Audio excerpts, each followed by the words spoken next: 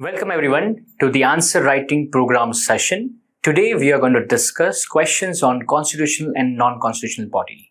This specific topic is from GS2 where we will be exploring different questions which are specifically about constitutional, statutory and regulatory and quasi-judicial body. Now let us see the questions. The very first question we have is on constitutional body about the powers, functions and responsibility of Comptroller and Auditor General of India. Now CAG has been a repeated theme in the UPSC previous year question. So you must definitely address the different dimensions of CAG to make sure you have holistic notes about it. Apart from that, we have another question which is a statutory body, Central Vigilance Commission. Now Central Vigilance Commission is the apex vigilance institution. It was before established under the recommendation of Santhanam Committee, and then in 2003 it was made statutory body. And the third question is based on regulatory body. We have unique regulatory bodies coming up known as self-regulatory organization. Over here you have to explain what exactly are self-regulatory organization and how they are specifically contributing to the growth and stability of India's fintech ecosystem. So let us start with the question. Question number 1. Over here, we have to discuss, remember the keyword over here is discuss. So you will be exploring different dimensions and you will also talk about little bit of, how exactly there are certain bridges that needs to be fulfilled. So we'll talk about powers, discuss the powers, functions and responsibility of the Comptroller and Auditor General of India. It's a 10-marker question, so you do have to understand that you have to finish the answer in 150 words, within 150 words. So, whenever you have such kind of question, you can always start with constitutional provision. So, in the introduction, you can talk about the CAG, where exactly they have place in the constitution. So, we have Article 148, which explicitly mentions that there has to be a Comptroller and Auditor General of India who will be watchdog of India's financial administration. Apart from that, you can also mention how exactly CAG is the head of Indian Audit and Account Services. Apart from that, you have the opportunity to also mention that CAG is a friend and philosopher guide for Public Account Committee. So you have multiple possibility of starting the introduction, but you do understand that the question focuses on the power, functions and responsibility. So you can break this question in two parts. First part, you can talk about the powers and functions. In the second body part, you can talk about the responsibilities of the CAG. Now let us explore what exactly are the powers and functions of the Comptroller and Auditor General of India. The very first that you must understand, the main function is auditor. So they will be auditing the expenditure reports of state, central and union territory government and all. So you understand that the very first power is about expenditure audits. The second power and function that you can write about is they also audit government transactions. So whatever the kind of transaction that government is engaged in, you can talk about advances, you can talk about suspense accounts, you can also talk about remittance business. All those will be covered in the government transaction. The third power and function you can mention is about special audit. Now this kind of audits are based on the request, such as audit of Panchayat Raj institution of specific specific location. Over here the state government may request CAG to audit certain bodies. You can also understand that certain special audits are in place whenever there are different organizations involved, different bodies involved. So CAG also conducts special audits. Another power and function that CAG is allocated is they are guiding body for President and Parliament. Over here, they provide key insights to the president about the financial administration and also as well as present key crucial reports to the parliament. So they make sure that the executive and the government in charge is making sure that the entire finances of India are in transparency and in order. Now, let us talk about the body 2, which is the responsibility of the CAG.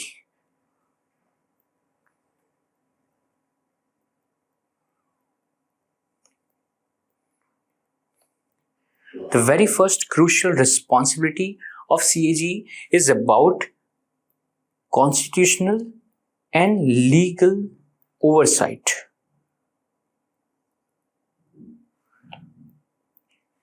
Here, the CAG upholds the Constitution of India as well as laws of the Parliament to make sure the entire financial administration is transparent, is efficient, and thus honoring the principles of our Constitution. Second responsibility of CAG is to take audits. Now, we already mentioned that there are certain powers and functions of CAG regarding the audit.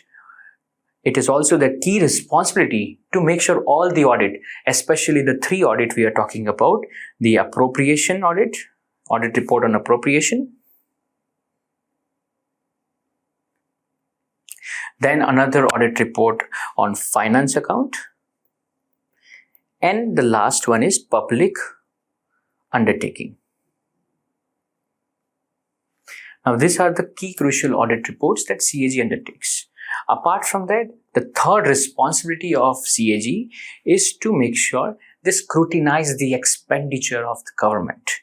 Now, they will make sure they look into the expenditure of government, not just the economic viability, they also will look at the wisdom and the transparency of it. So over here, they are allocated the responsibility of scrutiny, right? So this is something you can mention.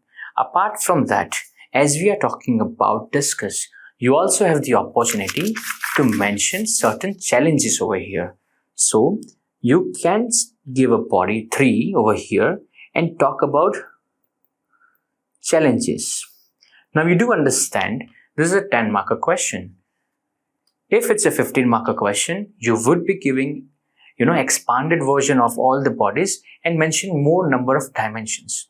Whereas this is a 10-marker, we can limit ourselves to 3 points each for all the dimensions. So first, foremost challenge that we are looking at about CAG is lack of timely submission of the reports. As there is much of political interventions, there are certain procedures which delay the entire process. So we have one of the foremost challenges, lack of timely reporting, right? The second challenge which you can mention in your answer is limited scope of audit. Now, as you understand, CAG is a post-mortem they follow the process of post-mortem, as in the government already have taken their expenditure. Post that expenditure, the CAG audits the accounts and give their insight. So you do understand that they cannot stop the process at the first place. They are at the last stage. So that's the part where you can mention about the challenge, that limited scope of audit. Apart from that, there are also multiple bodies which are outside the purview of CAG, which limits their ability to audit them. The third challenge that you can mention is there are certain issues with respect to the autonomy and independence. You can talk about about removal process,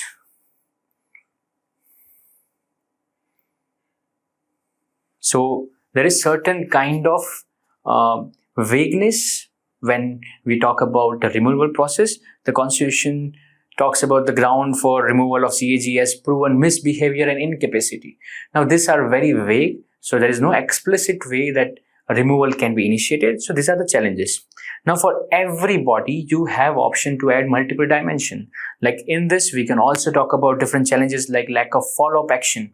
As we saw, they only do the postmortem. They are not empowered to engage with different bodies where they can execute the order, right? So those are the challenge. You can also talk about in similar fashion the responsibilities and powers and functions. So that is something you can expand as per the demand of the question and the marks. Now let us see how exactly you can help yourself with the model answer. So let's see, the question is there, the approach, as we mentioned, you can talk about the constitutional article, then you talk about the powers, functions and responsibility and show challenges faced by CAG. Then we talk about the concluding with success of CAG. Now this is something which is unique. We'll talk about the conclusion, that how exactly you can put the kind of successful stories such as exposure of financial maladministration for 2G scam, coal scam, or also Commonwealth game scam. So these are some of the things that you can use in the conclusion. So we talked about the article 148. You can talk about the Indian Audit and Account Department, and you can also talk about they are one of the bulwarks for India's democratic system of government. In powers and function, we talked about how they are allocated, the power for expenditure audits, government transaction. Then there are certain special audits and parliament's agents. So these are different dimensions that you can inculcate in your answer. Coming to the body 2, we talked about the responsibilities of CAG. Now, as we saw, there are certain constitutional and legal responsibilities that CAG is given. You can talk about the same for the financial administration in the responsibility part. In the audit reporting part, you can talk about the 3 audit reports. We talked about the appropriation report, finance account report, and the audit report on public undertaking. Now, that is something we can talk about in the responsibilities. The third part which you can talk about is expenditure scrutiny. Over here, we talked about not just the economic part, but also the wisdom and faithfulness. So that is something about the responsibility. Now, this is something which you can mention in your answer, the challenges faced. We talked about the timely submission, limited scope, lack of follow-up, and also independence and autonomy. So you can use all these dimensions and points for your answers.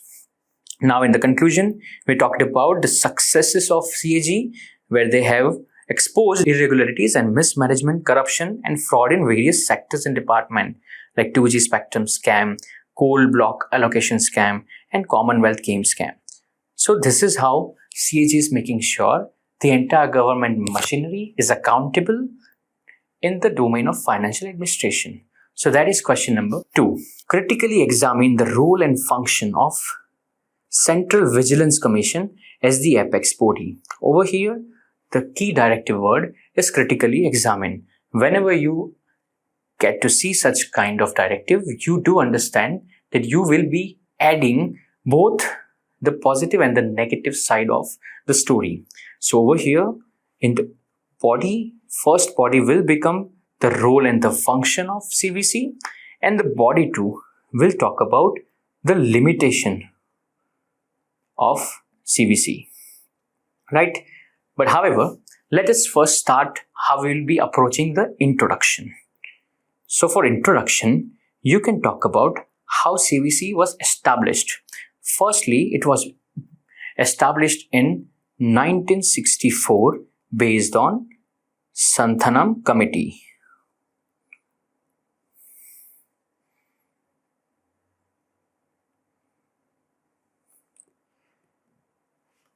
And post that, it was given statutory status in 2003 via CVC Act. So you can talk about the evolution of Central Vigilance Commission in the introduction, and you can also mention how exactly it monitors, advises for all vigilance related matters to the central government. So that is something you can talk about in the introduction. In body 1, we can talk about the role and functions of CVC. Over here, you can mention points such as the very primary function is to make sure there is deterrence against corruption, right?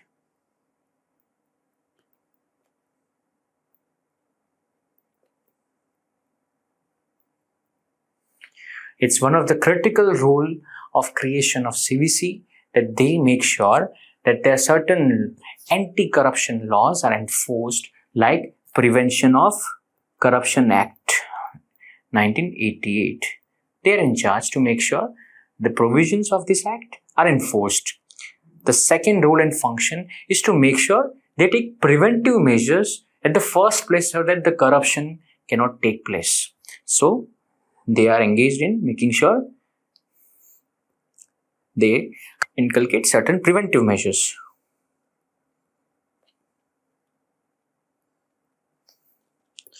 The third role and function you can talk about here is supervision and vigilance.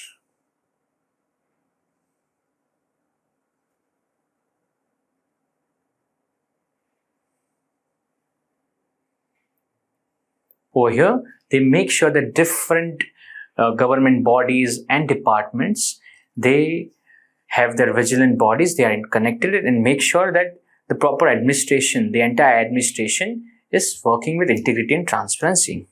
Apart from that, they also have the function to make sure there is enough public awareness to curb the problem of corruption. So this is something which you can talk about in the functions and roles of Central Vigilance Commission. Apart from that, you can also provide certain different dimensions that can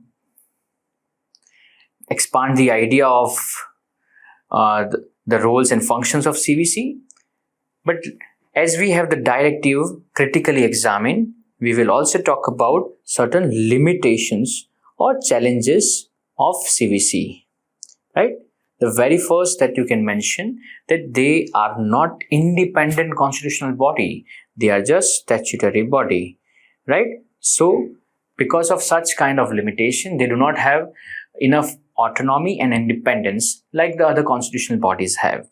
The second limitation that you can talk about, they do not have direct control over. Now, CVC through CBI make sure that the Prevention of Corruption Act and different acts are executed. But as they do not have direct control, they are kind of limited with their powers.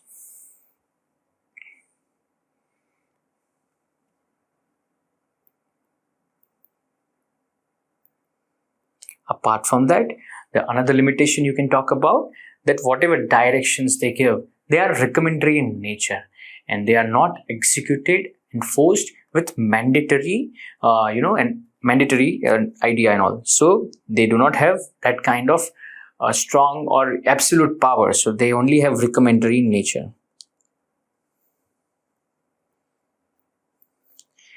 And fourth over here, you can talk about that they have limited jurisdiction over public servants, as they only cater to central government. So limited jurisdiction is also one of the challenge.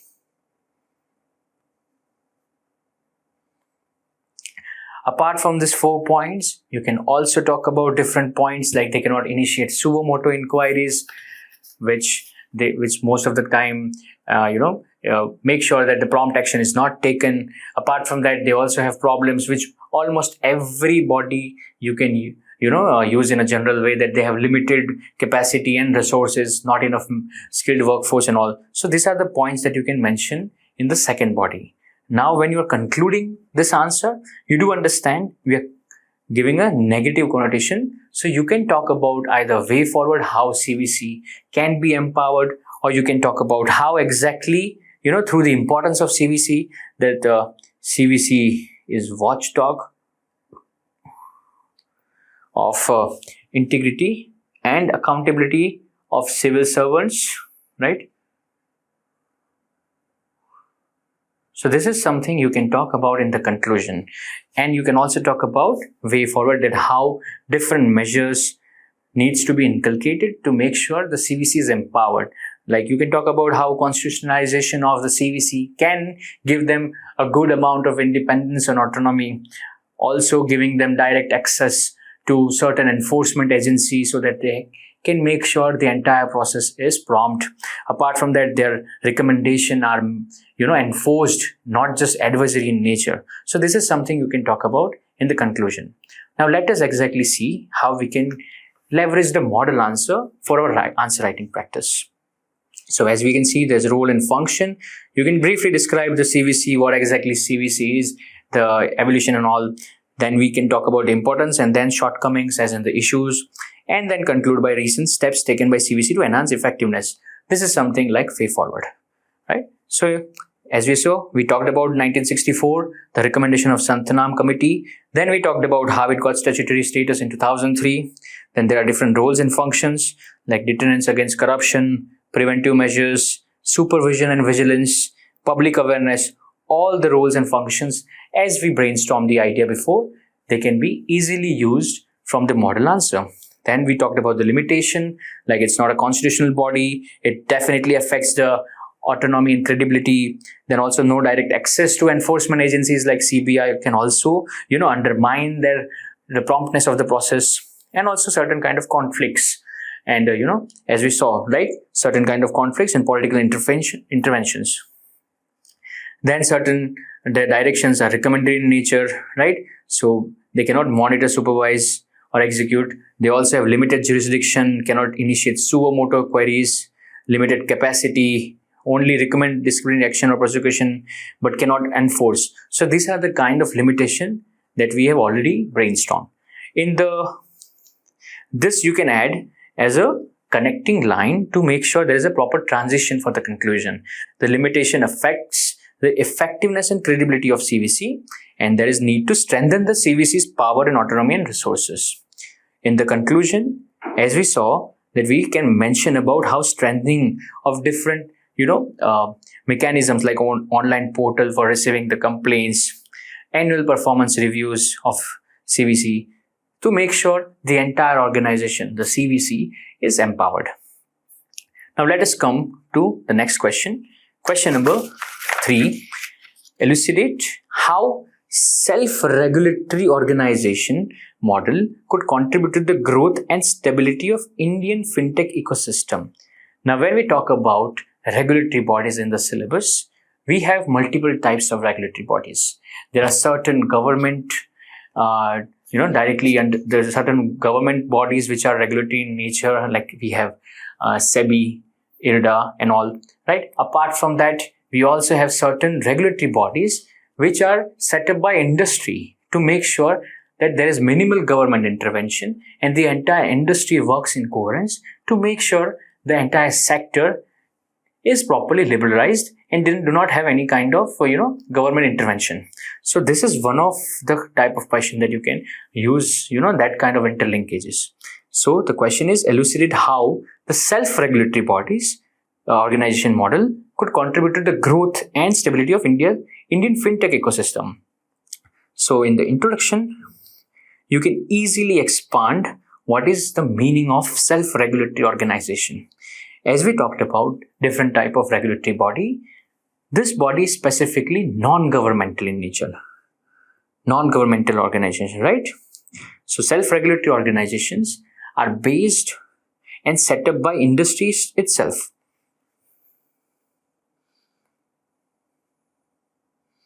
Right? So specific industries such as we can talk about banking industry, we have Association of Merchant Bankers of India, right? Apart from that, we also have Registrars Association of India and multiple such kind of bodies. You can talk about FICCI, CII. So these are the self-regulatory organizations. Now, we have to talk specifically about the fintech ecosystem. As we have seen multiple initiatives by government like Startup India, Make in India, they're also making sure that the bodies are empowered enough to make sure the entire sector is independent in nature and gets the maximum out of their sector and all. So the very first body over here, we can talk about how they can contribute, like this SROs, right? How they can contribute for the growth of Indian fintech ecosystem. The very first thing we can mention when we are talking about the growth of Indian fintech system through SROs is they can provide common forum. So such organization can become common forum or platform for all the different players of that specific industry, put their voice so that whatever grievances are there, they can sort that out. So common forum is one of the primary growth enabling factor of SROs for Indian fintech ecosystem. The second thing that you can talk about how the SROs can impact the growth is standardization of best practices. SROs can create a repository of case studies of best practices of different fintech organizations and thus create a kind of knowledge bank for different fintech players so that they, whenever they are testing with their product or understanding the market, they can leverage such ideas and test their product and expand the market and all. Apart from that, they can also be a representative for the entire industry. They can act like a pressure group. So if there are certain complaints or certain kind of issues where they can use the entire platform to put a voice in front of government to make sure that certain policy level changes are enabled. So they are also representation. Apart from that, they can also help in fostering investor confidence. So whenever we talk about any startup or organization, the very first thing that comes in our mind is that they need certain kind of investment for this idea and all. So when the entire sector has certain kind of solidarity through self-regulatory organization, that can translate into confidence of the investor. So investor confidence also plays a huge role and thus gives acts as a catalyst for the growth of Indian fintech ecosystem. Now in the body 2 part, you can talk about the stability. How stability of the Indian fintech ecosystem is impacted through self-regulatory organization. First thing first, as we talked about standardization of best practices, SRO can also create certain kind of standard code of conducts.